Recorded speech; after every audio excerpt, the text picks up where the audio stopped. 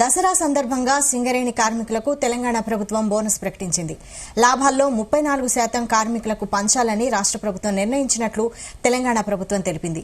ఒక్కో కార్మికుడికి బోనస్ గా 1,95,610 రూపాయలు ఇవ్వనున్నట్లు ప్రకటించింది. మూతపడుతుందనుకున్న సందర్భంలో కాక వెంకటస్వామి గారు కేంద్ర ప్రభుత్వంతో సంప్రదించి ఆనాడి సంస్థను ఆదుకోవడానికి అవసరమైన చర్యలన్నిటిని కూడా చేపట్టింది.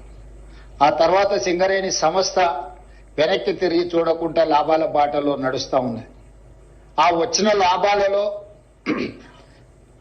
శ్రమశక్తిని నమ్ముకున్న కార్మికులకు వాటాలు పంచాలని మన ప్రభుత్వం నిర్ణయం తీసుకొని ఈరోజు మిత్రుడు బట్టి విక్రమార్క గారు ఒక మంచి ఆలోచనతోటి కార్మికులను అభినందిస్తూనే కార్మికులకు బోనస్లు పంచుతూనే భవిష్యత్ పెట్టుబడులకు కూడా ప్రణాళిక, భవిష్యత్ తరాలకు సింగరేణి సంస్థను అందించాలంటే భవిష్యత్ ప్రణాళికలు ఉండాలి, సంస్థ విస్తరించాలి, వివిధ రూపాలలో కార్పొరేట్ కంపెనీలతో పోటీ పడే విధంగా ఈ సంస్థను బలోపేతం చేయడానికి ఎన్నో చర్యలను వారు చేపడుతున్నారు. అందులో భాగంగానే లాభాలు 6,394 కోట్లు 2024-25 సంవత్సరానికి లాభాలు వస్తే అందులో కార్మికులకు పంచడానికి దాదాపుగా వారు 4,034 కోట్ల రూపాయలు ఈరోజు వారికి కేటాయించడానికి ముందుకు వచ్చిండ్రు. అదేవిధంగా భవిష్యత్ పెట్టుబడుల కోసం కూడా 2,360 కోట్ల రూపాయలు వీటిని కూడా వారు ఈరోజు భవిష్యత్ పెట్టుబడుల కోసం 4,034 కోట్ల రూపాయలు, కార్మికులకు బోనస్లు పండుగ సందర్భంగా ఇవ్వడానికి 2,360 కోట్ల రూపాయలు, ఇవి 41,000 పర్మనెంట్ కార్మికుల కోసం ఈ బోనస్. అదేవిధంగా సింగరేణిలో ఉన్న కాంట్రాక్ట్ కార్మికులకు కూడా పండుగ సందర్భంగా మిగతా కార్మికులకు బోనస్ వచ్చి వీళ్లకు బోనస్ లేకపోతే వాళ్ళు మనసు చిన్నపుచ్చుకుంటారని ఆలోచన చేసి మొట్టమొదటిసారి పోయిన సంవత్సరం భారతదేశంలోనే మొదటిసారి ప్రతి కార్మిక కుటుంబానికి 5,000 రూపాయల బోనస్ ఇవ్వాలని పోయిన సంవత్సరం నిర్ణయం తీసుకోవడం జరిగింది మొట్టమొదటిసారి. ఈసారి 5,500కు పెంచి 30,000 మంది కార్మికులకు దాదాపుగా 819 కోట్ల రూపాయలు ఈ కాంట్రాక్టు కార్మికులకు కూడా ఈ పండుగ సందర్భంగా బోనస్ ఇవ్వాలని మా ప్రభుత్వం నిర్ణయం తీసుకున్నది.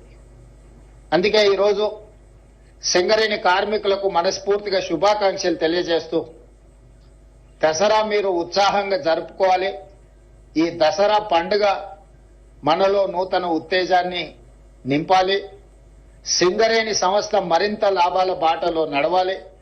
సింగరేణి సంస్థ కార్పొరేట్ కంపెనీలతో కూడా పోటీ పడి ఈరోజు తలెత్తుకునే విధంగా ఈ సంస్థను నడిపించాలన్న ఆలోచనతోటి ఈరోజు ఈ లాభాలను కార్మికులకు పంచడమే కాకుండా లాభాలలో నుంచి కొంత భవిష్యత్తు పెట్టుబడులకు కూడా ఒక ప్రణాళికబద్ధంగా ముందుకు వెళ్తున్నది.